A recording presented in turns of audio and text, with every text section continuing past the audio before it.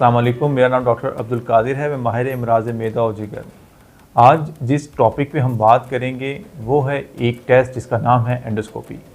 अच्छा, पहले तो क्लियर कर लें कि एंडोस्कोपी के हवाले से हमारे यहाँ माशरे में बहुत से मिथ्स हैं कि ये एंडोस्कोपिक प्रोसीजर नहीं होना चाहिए, एंडोस्कोपी बहुत ख़तरनाक प्रोसीजर है, या एंडोस्कोपी से के बाद मरीज़ बिल्कुल नहीं बचता। आज इस छोटे से मैसेज में मैं आपको इन तमाम मिथ्स को क्लैरिफाई करूँगा और हम डिस्कस करेंगे एंडोस्कोपिक प्रोसीजर है क्या, किन किन मरीज़ों का एंडोस्कोपिक प्रोसीजर होना चाहिए और किन किन कंडीशन के अंदर एंडोस्कोपी नहीं होनी चाहिए।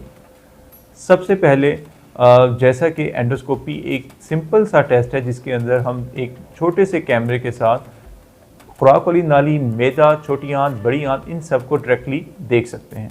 इसी तरह अगर जदीद एंडोस्कोपी की बात की जाए तो उसमें हमारे पास ऑप्शन होती है कि हम इसी कैमरे के साथ जिगर की नालियाँ और लबलबे और उसके सराउंडिंग एरियाज़ को भी देख सकते हैं। अच्छा, इसमें हम इन तमाम हिस्से की बीमारियों को सिर्फ देख नहीं सकते बल्कि उसके इंटरवेंशन यानी कि उसका इलाज भी कर सकते हैं। अगर कोई पेचीदगी हमें मिलती है तो इस टेस्ट के ज़रिए हम उसका इलाज भी कर सकते हैं। अब सबसे पहले हमारे यहाँ सोसाइटी में ये मिथ पाई जाती है कि एंडोस्कोपी के बाद कोई नहीं बचता। ये बिल्कुल गलत है। आजकल हम जब रूटीन में पेशेंट्स को देखते हैं वो कह रहे होते हैं कि जी हमारे फ़लाँ का टेस्ट हुआ था और उसके बाद वो पेशेंट नहीं बचा। एक्चुअली जब ये टेस्ट हमारे यहाँ ज़्यादातर उन मरीज़ों का होता है जो ऑलरेडी लीवर सिरोसिस या लीवर फेलियर के पेशेंट्स होते हैं, जिनकी डिज़ीज़ इतनी एडवांस हो गई होती है, जिनमें पेशेंट्स को खून की उल्टी आने लग जाती हैं। और जब उन मरीज़ों का टेस्ट होता है तो पूरे एक ख़ानदान में एक बात मशहूर हो जाती है कि उसकी एंडोस्कोपी हुई थी और उसके बाद वो नहीं बचा। हालांकि एंडोस्कोपी प्रोसीजर से उसको डायरेक्ट कोई नुकसान नहीं हुआ, बल्कि एंडोस्कोपी प्रोसीजर की वजह से उसकी ज़िंदगी के कुछ लम्हात बढ़े ही होंगे, कम नहीं हुए होंगे। लेकिन जो अंडरलाइंग बीमारी थी जिसकी तशख़ीस में देरी की मरीज़ ने, जिसमें इलाज प्रॉपर नहीं हो पाया, जिसमें मरीज़ को पेचीदगियों का सामना करने की वजह से उसका जिगर फेल हो गया, मेन डेथ का कॉज अंडरलाइंग बीमारी है, ना कि ये डायग्नोस्टिक और थेरेपेटिक टेस्ट जो इसकी जान को बचाने के लिए और जो इसके इलाज के लिए मुफीद था उसका बेचारे का कोई कसूर नहीं है। इसलिए कुछ लोग कहते हैं कि जी इस टेस्ट में बहुत ज़्यादा तकलीफ़ होती है। नहीं, ये बात भी गलत है। पहले होता था कि इस टेस्ट में मरीज़ को सेडेशन वगैरह नहीं दी जाती थी। अब हमारे पास इस टेस्ट को करने के लिए जदीद आलात भी हैं और ऐसी टेक्निक्स हैं जिसमें हम मिनिमल सेडेशन के साथ ये प्रोसीजर पेन के बगैर भी बिल्कुल कर सकते हैं। और एक और बात जो अब हम इसमें करेंगे जी, इसमें इन्फेक्शन या और अल्सर बनने का बहुत ज़्यादा रिस्क है। ये मिथ भी बिल्कुल गलत है। इस प्रोसीजर में इस चीज़ का ख़ास ख्याल रखा जाता है कि पेशेंट को इसमें कोई इन्फेक्शन ट्रांसमिट ना हो और इसको बिल्कुल एक स्टेरलाइज और डिसइंफेक्टेंट प्रॉपर तरीके के साथ मैनेज किया जाता है ताकि कोई भी वायरस या बैक्टीरिया पेशेंट में ट्रांसमिट ना हो और इसमें अल्सर बनने का चांस नहीं होता।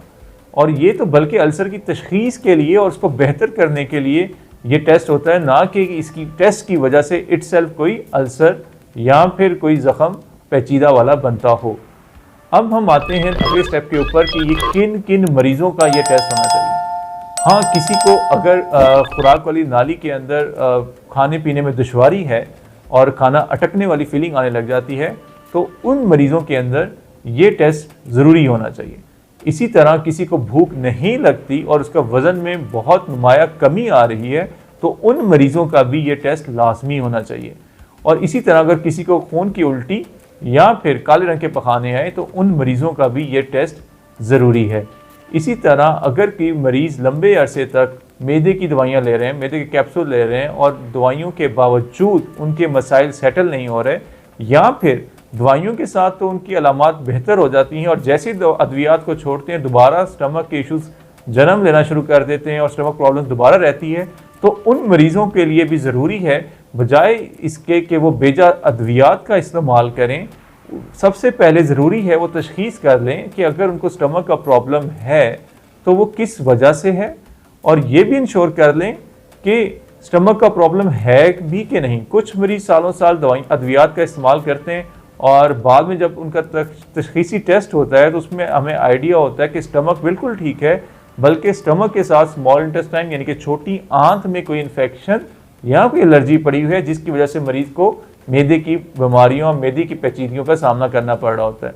इसलिए अगर जो मैंने आपको अभी चीज़ें बताई हैं, इनमें से कोई भी चीज़ आपको हो, तो आपको बजाय इसके कि बेजा दवाइयाँ इस्तेमाल करें, एक टेस्ट सिंपल सा होता है जिसमें हम कैमरे के ज़रिए आपके जो ज़ख़म, अल्सर, उनकी जगह को भी आइडेंटिफाई कर सकते हैं और साथ में उसके रीज़न को भी आइडेंटिफाई कर सकते हैं और साथ में अगर कोई एक्टिव ब्लीडिंग हो रही है तो उसको भी मैनेज कर सकते हैं। अच्छा, अब हम एंड में बात करेंगे ये टेस्ट किन मरीज़ों का नहीं होना चाहिए। अगर किसी पेशेंट के अंदर खून पतला करने वाली अद्वियात की वजह से INR बहुत ज़्यादा रेज हो तो उसमें एक्टिव ब्लीडिंग की सिचुएशन में हम पहले रिकमेंड करते हैं कि पेशेंट को थोड़ा स्टेबलाइज कर दिया जाए और उसके बाद इस टेस्ट की तरफ जाया जाए। इसी तरह अगर किसी का ब्लड प्रेशर बहुत लो है और हीमोडायनेमिकली स्टेबल नहीं है और उसकी सैचुरेशन बिल्कुल ड्रॉप हो रही है, तो उस कंडीशन के अंदर भी हम रिकमेंड करते हैं कि पहले मरीज़ को स्टेबलाइज़ किया जाए, ऑप्टिमाइज़ किया जाए ताकि वो इस सेडेशन को बर्दाश्त कर सके। इसके अलावा कोई और कंट्राइंडिकेशन या कुछ और कोई वजह ऐसी नहीं है जिसमें हम मरीज़ को इस टेस्ट की तरफ ना लेके जा सकें या इस टेस्ट को ना कर सकें। अच्छा, आखिर में बस मैं यही मैसेज देना चाहूँगा, एंडोस्कोपी से बिल्कुल परेशान ना हो। ये सिर्फ एक तशख़ीसी टेस्ट नहीं है, इससे बड़े बड़े अमराज की तशख़ीस के साथ साथ इलाज भी मुमकिन है और इस टेस्ट में कोई जानलेवा चीज़ नहीं है या कोई जान को ख़तरे में डालने वाली इस प्रोसीजर में कोई बात नहीं है। ये सब मिथ्स हैं और वो मरीज़ जो इस डायग्नोस्टिक टेस्ट को डिले करते हैं तो यही ज़ख़म जो कि इनिशियल स्टेज में अगर डायग्नोज हो जाएं, एक बहुत बड़ी बीमारी यानी कि कैंसर जैसे मर्ज से भी बर वक्त तशख़ीस के साथ बचा जा सकता है। शुक्रिया।